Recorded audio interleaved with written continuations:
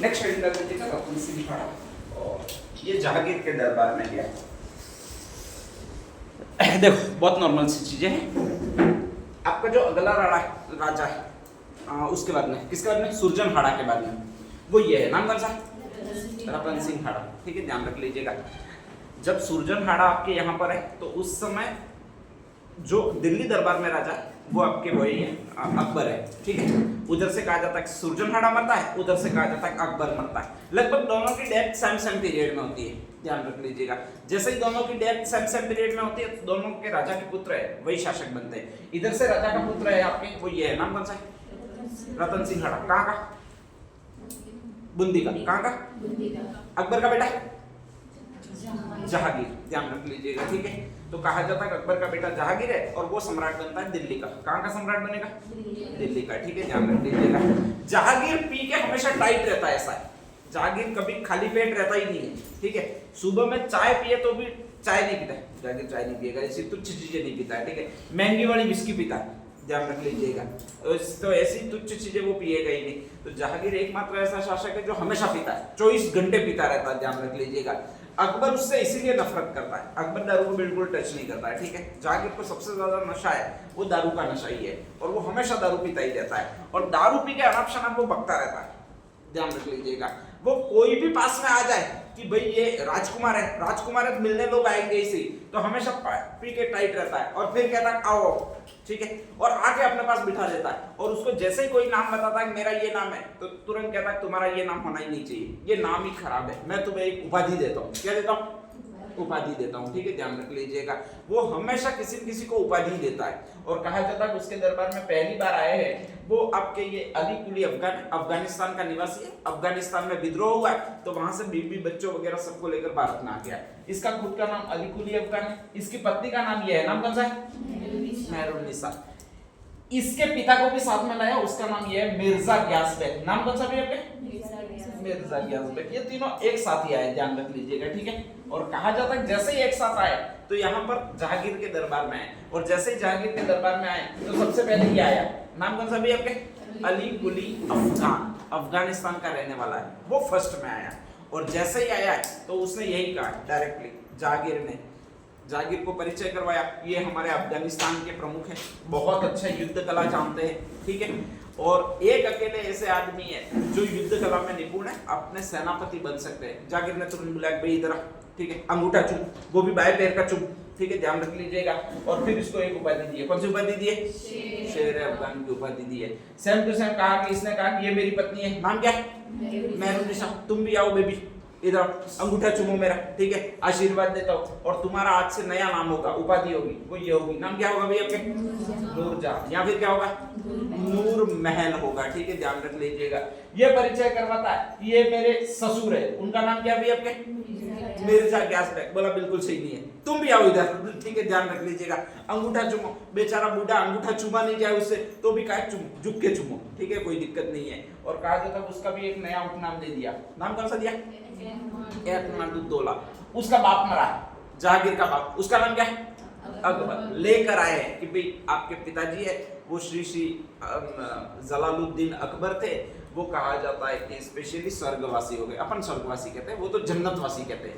अपन स्वर्ग में जाने के सपने सोचते हैं, वो जन्नत में जाते हैं, ध्यान रख लीजिएगा।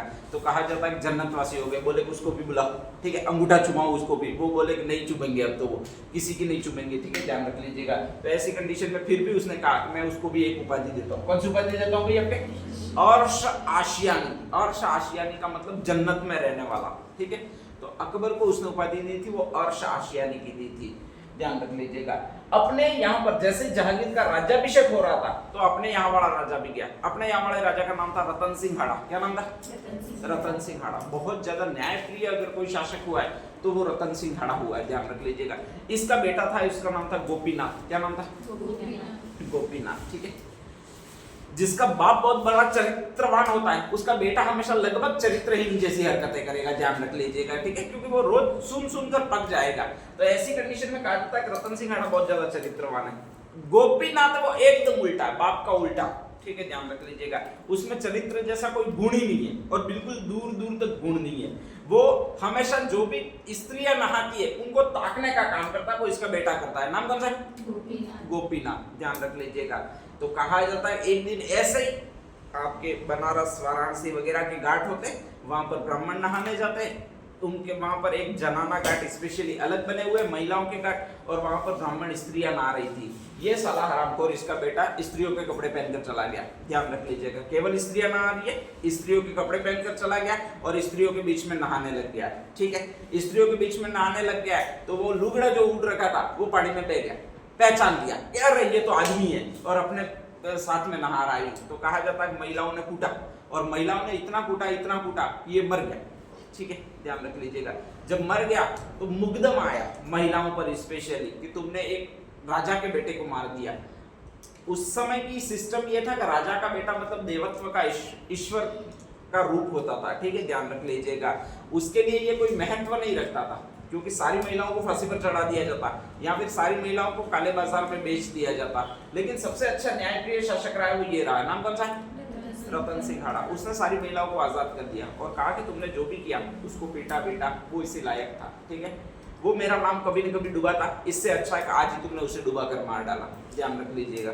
तो ऐसी कंडीशन में कहा जाता है कि रतन सिंह हाड़ा ने उनको बाइज्जत बरी कर दिया। अब जैसे ये बाइज्जत बरी किया तो सबने राजा की बहुत ज्यादा प्रशंसा की, आसपास वालों ने। ध्यान रख लीजिएगा। और आसपास वालों ने जैसे ही बहुत ज्यादा प्रशंसा की तो कहा जाता है कि इसके चर्चे दूर दूर तक दिल्ली तक हो गए। उधर कहा जाता है जहांगीर का राज्याभिषेक हो रहा है और इधर कहा जा रहा है कि रतन सिंह हाड़ा उपहार देने जा रहा है। और जैसे ही उपहार देने जाता है तो कहा जाता है कि उसका परिचय इसी घटना से करवाया जाता है कि ये इतने न्यायप्रिय शासक है कि अपने पुत्र की गलती होने पर भले ही वो मर गया तो भी सामने वालों पर कोई मुकदमा नहीं करवाया, कोई सजा भी नहीं दी। ठीक है, ध्यान रख लीजिएगा। जहांगीर बोला आओ तुम भी आगे आओ, अब तक इतने न्यायप्रिय शासक और पीछे का आओ। ठीक है, तुम तो तुम्हारे एक मेन भगवान है, क्या बोलते हैं उसको? अरे तुम्हारे मेन भगवान कौन सा है? मैं तुम्हें पूछ रहा हूँ। ये शिव जी। अरे शिव जी तो तांडव कर देते हैं। शिव जी के अलावा न्यायप्रिय राजा कौन से है तुम्हारे भगवान? राम। कौन से? राम। ठीक है, कृष्ण को भी मत लेना, कृष्ण भी थोड़ा थोड़ा धोखा कर देते कभी कभी। ध्यान रख लीजिएगा। राधा को छोड़कर चले जाते हैं और रुक्मणी से शादी कर लेते हैं, ऐसा नहीं चलेगा। ठीक है, ध्यान रख लीजिएगा। तो कहा जाता है पूरे न्यायप्रिय तुम्हारे एक ही भगवान है। एक ही भगवान कौन सा है? राम। ठीक है, तो तुम्हें तो राम के समान उपाधि देनी चाहिए। तो आओ मेरे पैर छुओ, फटाफट पैर छुओ और मैं तुम्हें एक उपाधि देता हूँ। कौन सी उपाधि देता हूँ भाई? हमके राम राजा। कौन सी उपाधि देता हूँ? राम राजा। तो राम राजा की जो उपाधि जहांगीर ने दी है वो इस आदमी को दी है। कौन से आदमी को दी है? रतन सिंह हाड़ा को दी है। जो पास में खड़ा आदमी था उसने फिर बोला कि जब आपने विद्रोह किया था अकबर के खिलाफ और अकबर ने आपको मारने का फरमान सुनाया था या कैद करने का फरमान सुनाया था, तब इन्होंने ही आपकी मदद की थी। किसने मदद की थी? रतन सिंह हाड़ा ने। जहांगीर ने कहा साले एक साथ नहीं बोल सकता क्या, एक उपाधि दे दी, अब मैं दूसरी कहां से लाऊं इसके लिए? ठीक है, लेकिन फिर भी दूंगा। चलो दूसरी बार मेरा पैर और छू, मैं तुम्हें दूसरी उपाधि देता हूं। और कहा जाता है कि दूसरी उपाधि इनको दे दी जो यहाँ पर लिखी होगी सर बुलंद राय। कौन सी उपाधि है? तो एक तो राय वाली उपाधि दी है जिसका नाम सर बुलंद राय, एक राजा वाली उपाधि दी है जिसका नाम कौन सा राजा भैया? राम राजा है। ध्यान रख लीजिएगा। ठीक है, तो ये राम राजा और सर बुलंद राय दोनों उपाधियां दी है वो इसी आदमी को दी है। कौन सी आदमी को दी है? रतन सिंह हाड़ा को दी है। ठीक है, इसी का पुत्र था जो ब्राह्मणों द्वारा मारा गया। नाम क्या था? गोपीनाथ। ठीक है, इसीलिए उसको राम राजा की उपाधि दी है। ध्यान रख लीजिएगा। कहा जाता है जहांगीर ने कहा जाता है कुछ और मनसब दिया। इसने कहा कि मैं आपके आगे भी भविष्य में सहायता करूंगा, आप पर कोई भी संकट आए वो मैं झेल लूंगा। इस जहांगीर ने कहा बहुत अच्छा है। ठीक है, अब उपाधियां मेरे पास खत्म हो गई, ये दो ही याद थी आज की, उपाधियों को कटा खत्म, लेकिन मैं तुम्हें जहांगीर देता हूँ। जहांगीर देता हूँ 3000 की 5000 का ऐसे मनसब था। मनसब का मतलब रैंक थी। ठीक है, अभी जैसे रैंक चलती है कि कलेक्टर, डिप्टी कलेक्टर, एसडीएम, ऐसी रैंक चलती है, वैसे उस समय रैंक थी और वो रैंक थी वो मनसब कहलाता था। 3000 का मनसब, 4000 का मनसब, 5000 का मनसब, 6000 का मनसब, ऐसे रैंक थी। तो वो जो देगी वो आपके रतन सिंह हाड़ा को 3000 का मनसब दिया गया। ध्यान रख लीजिएगा। रतन सिंह हाड़ा कहा जाता है जैसे ही मरा तो नेक्स्ट आगे इसका बेटा शासक बनेगा और इसके बेटे का जो नाम है वो यहाँ पर लिख रखा होगा। नाम कौन सा भैया आपने? शत्रुसाल। इसको और जो कहा जाता है वो छत्रसाल कहा जाता है। क्या नाम है भैया आपके? छत्रसाल हाड़ा। ध्यान रख लीजिएगा। तो कभी भी शत्रुसाल और छत्रसाल दोनों एक ही है। ठीक है, नेक्स्ट अगला राजा जो बनता है वो आपका शत्रुसाल राजा बनता है। इसके नाम में ही एस है तो ये लगभग जो चीज है वो एस वाली अनुकरण ज्यादा करता है। ये जो रहा था वो एक राजा के काल में था, उधर जहांगीर मरा, इधर रतन सिंह हाड़ा मरा, तो कहा जाता है शाहजहां के काल में शासक बना वो आपका ये बना, नाम कौन सा? शत्रु शाह हाड़ा, ठीक है। एस नाम से इसने एक युद्ध किया है और उसको आपके युद्ध कहा जाता है, स्पेशली ये युद्ध, नाम कौन सा भैया आपके? सामूगढ़ की लड़ाई, ध्यान रख लीजिएगा, ठीक है। अब ये सामूगढ़ की लड़ाई क्या थी ये बता देता हूँ। तो इस शाहजहां के फिर 4 बेटे थे, अगर कोई सीरियल वगैरह आपने देखा होगा तो पता होगा। शाहजहां के 4 बेटे कौन कौन से? दारा शिकोह, औरंगजेब, 2 और थे सही है, ठीक है, टेंशन नहीं लेनी है। तो एक तो दारा शिकोह था, एक औरंगजेब था, एक शुजा था और एक और था वो मुराद था। कौन सा था? मुराद था, ध्यान रख लीजिएगा, ठीक है। यहाँ पर एक लड़ाई हो रही है, वो सामूगढ़ की लड़ाई है और इसमें मुंह आता है, मुंह से शब्द है मुराद। कौन सा शब्द है भैया आपके? मुराद। और सबसे लड़ रहा है वो यही लड़ रहा है आपका फर्स्ट वाला बेटा, सबसे पहले वाला बेटा जिसका नाम ये है, नाम कौन सा है? दारा शिकोह। तो स से तो आपका शिकोह है, मुंह से मुराद है और इन दोनों के बीच में ही जो लड़ाई हुई है उसी को एक लड़ाई कहते हैं, सामूगढ़ की लड़ाई। इसमें सबसे बड़ा बेटा था वो दारा शिकोह था, वास्तविक उत्तराधिकारी ये था, ध्यान रख लीजिएगा। और जब वास्तविक उत्तराधिकारी है तो स्वाभाविक है कि यहाँ पर लड़ाई होगी, तो दारा शिकोह की तरफ से, मतलब शिकोह में ही सा आता है, तो शिकोह की तरफ से ही भाग लेंगे, वो ये लेंगे, कौन लेंगे भाई आपके? शत्रु शाह हाड़ा लेंगे, ठीक है, ध्यान रख लीजिएगा। तो इसी को आपके कहा जाता है एक लड़ाई, जिसको सामूगढ़ की लड़ाई कहा जाता है। तो एस नाम वाली जो चीजें हुई है इस शत्रु शाह हाड़ा के काल में हुई है। एस नाम के राजा के समय ये शासक है, एस नाम का राजा शाहजहां, एस नाम वाली लड़ाई की है जिसका नाम सामूगढ़, और शिकोह नाम है उसके पक्ष में लड़े। इस शिकोह नाम वाला पूरा नाम क्या? दारा शिकोह, ठीक है, ध्यान रख लीजिएगा। तो इस एस से 3 एस मिला दोगे तो ये कंप्लीटली आपका एक राजा हो जाता है। राजा कौन सा भैया आपके? शत्रु शाह हाड़ा। तो फर्स्ट वाला लिखिए, फर्स्ट वाला कौन सा? रतन सिंह हाड़ा।